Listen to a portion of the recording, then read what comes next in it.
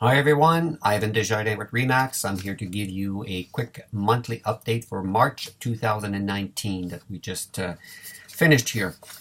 First of all, let me give you the amount of listings that are on the market in Halton Hills. That accounts for every listing from townhouse, farm to vacant land that's listed right now. We have 152 places that are up for sale right now, and that is a somewhat healthy number. We've seen high numbers as close to 200, and we've seen some numbers close to 100. In the wintertime, we have less listings. So let's just say that it's a fairly balanced inventory.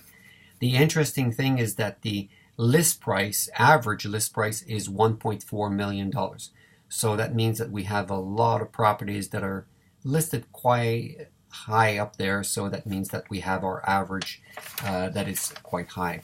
Interestingly, also is that the average list price right now, days on the market, is 38, which is getting a little up there in terms of time on the market for an average. I understand that the higher price property could be on the market for 3, 4, 5, 6 months, but the lower end sells maybe in a week. So that what gives us an average of 38 days on the market. So if I were to take this month that just passed, March, we had 70 sales. It compares very much to 2018, which was 69 sales. But the things that it's very interesting is that this year it took 32 days to have, like I said, to have an average of days on the market of 32 days. Last year was only 18. So that's when I meant it's growing and staying a little longer on the market. Okay. And the average price is $787,000 right now for the month of March. Now, if I were to take the quarter, which is another interesting number because it balances a little bit better than just 1 month. If I were to take in 2019 for January, February, and March, we've sold 163 homes. Last year, 2018, was 152. And if you take 2017, 233. And in 2016, 232. So as you can see, 2016 and 2017 were very strong years. So now I went back even one more year. 2015 was 180 sales, which was quite busy also.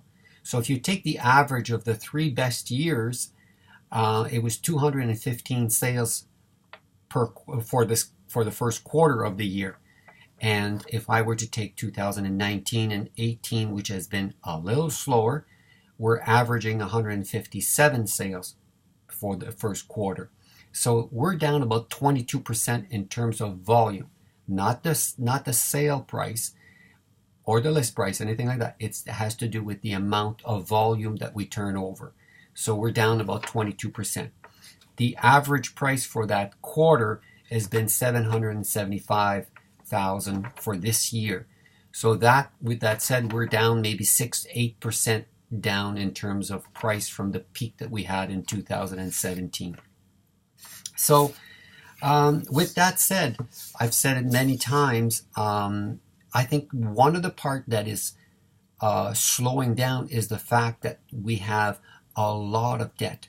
Canadian people have a lot of debt, so much so in all of North America for that instance. And this is something that I've been mentioning quite a few times. So if my message maybe for this month is do not buy more house that you can afford. Stay a little bit within your means and that'll be just fine. I think we haven't had a recession in many, many years. I know there's been a lot of contradiction on the media saying, you know, we're going to have a recession fairly soon. Some other people are saying, no, we're not, you know, the interest rates are so low and everything is good and we'll carry on.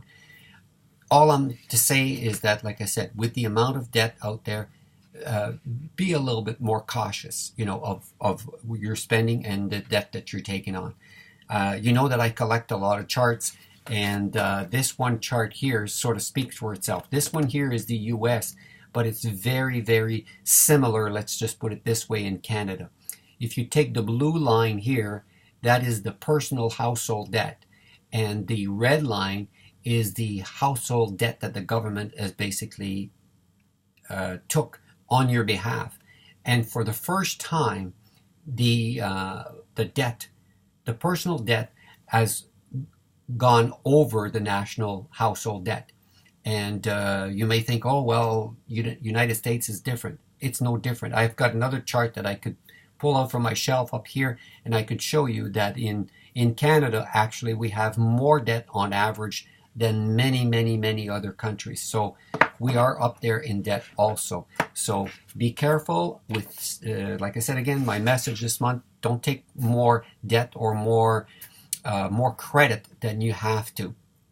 I know the interest rate is low and it's tempting, but maybe stay a little bit more cautious and stay put maybe for a little while, instead of having to take on that huge credit line or that huge mortgage that it's too much. Okay, with that said, thank you very much. If you have any question, please feel free to reply to this video or ask me any question. I'd be glad to help you out. In the meantime, I'll talk to you soon.